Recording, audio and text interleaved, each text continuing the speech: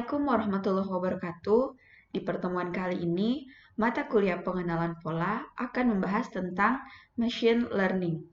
Oke, apa itu machine learning? Machine learning adalah bagian dari artificial intelligence atau AI yang memungkinkan sistem untuk belajar dari data tanpa melalui explicit programming. Nah, machine learning ini bukan proses yang sederhana. Menurut Tom Mitchell, machine learning adalah bagaimana membuat program komputer untuk meningkatkan experience atau pengalaman. Oke, kita akan bahas sedikit mengenai data. Data is everywhere. Yang pertama, Google. Google memproses sekitar 24 petabyte data per hari. Sedangkan Facebook, 10 juta foto diunggah setiap jamnya. Dan YouTube, 1 jam video diunggah setiap detik. Belum lagi Twitter, sekitar 400 juta tweet per hari. Dan diperkirakan pada tahun 2021, data di dunia digital bisa mencapai lebih dari 44 zettabytes. Nah, apa yang bisa kita pelajari dari data yang jumlahnya sangat besar ini? Yang pertama, data untuk kebutuhan riset itu sebenarnya sudah tersedia sangat banyak. Tinggal bagaimana kemampuan kita mengolah data mentah yang sebagian besar tidak terstruktur.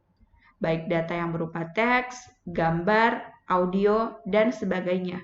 Berbeda dengan beberapa teknik pengumpulan data yang dilakukan dengan survei, wawancara, dan sebagainya. Ini memang membutuhkan waktu dan upaya lebih untuk mendapatkan data. Selanjutnya, dalam data ini ada perbedaan, yakni data terstruktur dan tidak terstruktur. Data terstruktur dapat ditampilkan dalam bentuk baris, kolom, dan database relasional, sedangkan unstructured data tidak bisa. Data terstruktur dapat menyimpan data berupa angka, tanggal, dan string, sedangkan unstructured data biasanya berupa gambar, audio, video, file email, spreadsheet, dan sebagainya. Data terstruktur diperkirakan sebanyak 20% dari data perusahaan, sedangkan unstructured data diperkirakan hingga 80% dari data perusahaan. Selanjutnya, data terstruktur membutuhkan lebih sedikit penyimpanan, sedangkan unstructured data butuh banyak storage. Data terstruktur lebih mudah dikelola dan dilindungi, sedangkan unstructured data cenderung sulit untuk dikelola. Oke, kita lanjut. Bagaimana posisi machine learning dalam AI? Bisa kita lihat bahwa cabang AI diantaranya machine learning, NLP, expert system, robotic, computer vision, dan sebagainya. Nah, artificial intelligence menjadi program yang memiliki kemampuan untuk belajar dan bernalar seperti manusia. Machine learning memiliki algoritma dengan kemampuan untuk belajar tanpa diprogram secara eksplisit, sedangkan deep learning bagian dari machine learning dengan artificial neural network yang mampu beradaptasi dan belajar dari data dalam jumlah yang besar. Teknik machine learning diperlukan untuk meningkatkan keakuratan model prediktif, bergantung pada sifat masalah yang ditangani karena ada pendekatan yang berbeda berdasarkan jenis dan volume data. Machine learning ini terbagi menjadi beberapa bagian, yaitu supervised learning, unsupervised learning, dan reinforcement learning. Oke, kita akan bahas satu persatu. Supervised learning. Supervised learning ini digunakan untuk menemukan pola dalam data yang dapat diterapkan ke proses analitik. Dalam supervised learning, data ini memiliki fitur yang berlabel yang mendefinisikan arti dari data tersebut. Nah, algoritma dilatih menggunakan training data atau contoh data yang diproses sebelumnya, kemudian performa algoritma tersebut akan dievaluasi dengan data uji atau testing data. Model supervised learning memiliki penerapan yang luas untuk berbagai masalah bisnis, termasuk fraud detection, recommendation solution, speech recognition, atau risk analysis. Proses dalam supervised learning, misalnya terdapat raw data atau data mentah buah-buahan. Dalam case ini terdapat apel merah, apel hijau, dan mangga. Dataset tersebut memiliki fitur yang berlabel, dan dalam model training dengan menerapkan algoritma tertentu, lalu dilakukan pemrosesan data untuk menghasilkan output.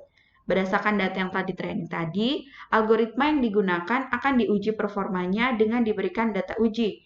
Misalnya, salah satu buah dengan fitur-fitur yang telah didefinisikan dan akan diklasifikasikan data uji tersebut termasuk buah apa.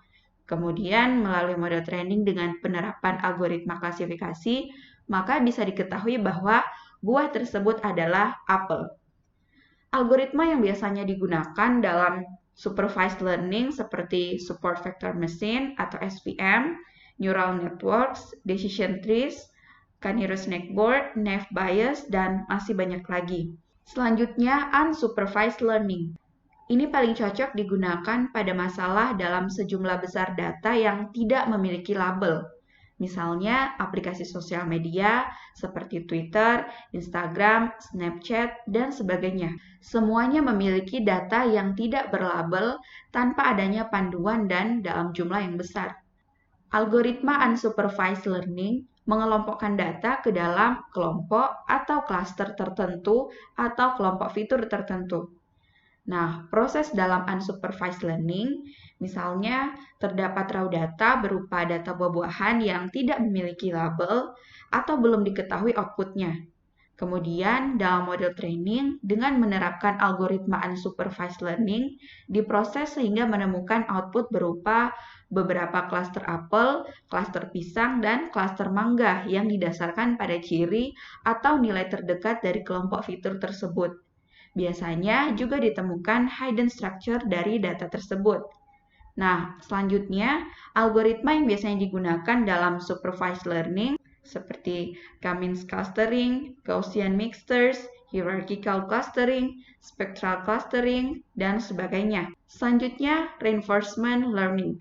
Seorang agent akan berinteraksi dengan lingkungannya dengan menghasilkan tindakan dan menemukan error atau reward. Biasanya kasus reinforcement learning ini terdapat pada game, self-driving car, dan sebagainya. Contoh, diberikan salah satu data dalam case ini buah apel, kemudian diproses menggunakan algoritma seperti Q-learning. Misalnya diterima respon bahwa data tersebut adalah buah mangga. Kemudian sistem akan belajar apakah buah tersebut mangga atau bukan. Jika menemukan error atau kesalahan bahwa data tersebut sebenarnya apel, maka akan diperbaiki dan disimpan. Sehingga jika terdapat inputan data yang sama, maka sistem bisa mengenali bahwa buah tersebut adalah apel. Sedangkan algoritma yang biasa digunakan dalam reinforcement learning seperti Q-learning, state action, reward state action, deep Q network, dan Monte Carlo tree search.